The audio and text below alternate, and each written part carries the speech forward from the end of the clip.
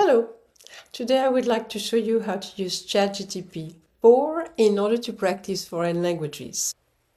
First of all, you're going to click on the sound device of Chat GPT and that would open another interface. Hello Chat GPT. Today I would like to practice certain words in English like dessert and desert. Could you help us with those two words?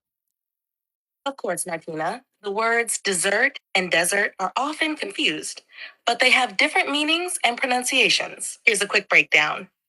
1. Dessert with 2 S refers to the sweet course typically eaten at the end of a meal. Think of cakes, ice cream, or fruit. The pronunciation is dessert with the emphasis on the second syllable. 2. Desert with 1 S can have two meanings. As a noun, it refers to a dry, barren area of land, often covered with sand, like the Sahara.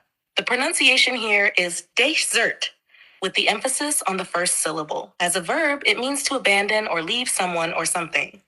The pronunciation is dessert, just like dessert, but the meaning is very different. A good way to remember is that dessert has 2 S because you often want a second serving of it. Would you like to practice pronouncing these, or do you want more examples? Não, agora quero praticar português, por favor. Em português, eu tenho um problema com o sonido que é um sonido nasal. Como na palavra atenção. Você tem alguma dica para ajudar a pronunciar esse som nasal? Entendi, Martina. O som nasal, como em atenção, pode ser um pouco difícil para quem está aprendendo português. Aqui vão algumas dicas para ajudar. Pense no som do N. O som nasal é produzido deixando o ar passar pelo nariz. Uma boa forma de praticar é pensar no som do N em inglês, mas sem realmente pronunciar a letra N no final. Quer praticar algumas palavras juntas? Non, maintenant j'aimerais pratiquer les sons nasaux en français, comme dans marrant, amusant, maman, ou marron, la couleur, ou marin, le navigateur. Tu peux nous aider un peu? Pratiquer avec des phrases. Utilise ces mots dans des phrases pour mieux t'habituer. Par exemple, maman est marrante quand elle porte son manteau marron. Tu veux essayer de répéter quelques phrases avec ces mots ensemble? Maman est marrante quand elle porte son manteau marron. Très bien, Martine.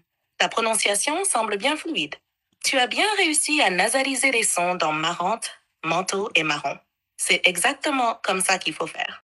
Voulez-vous essayer une autre phrase? No, gracias. Ahora quiero practicar un poco el español. Para mí, el sonido en español que era difícil era la J, como bajar, anaranjado. ¿Tienes algunos consejos para nos ayudar a pronunciar ese sonido de J? Claro, Martina. El sonido de la J en español puede ser complicado al principio porque es un sonido más fuerte y gutural que muchos otros sonidos en inglés o en francés. Practica palabras como bajar, anaranjado, jugar y jarra. Empieza diciendo estas palabras lentamente, enfocándote en cómo se siente el sonido en la garganta. Everything that we said is being transcribed and you can download the text. Now it's your turn to try. Good luck.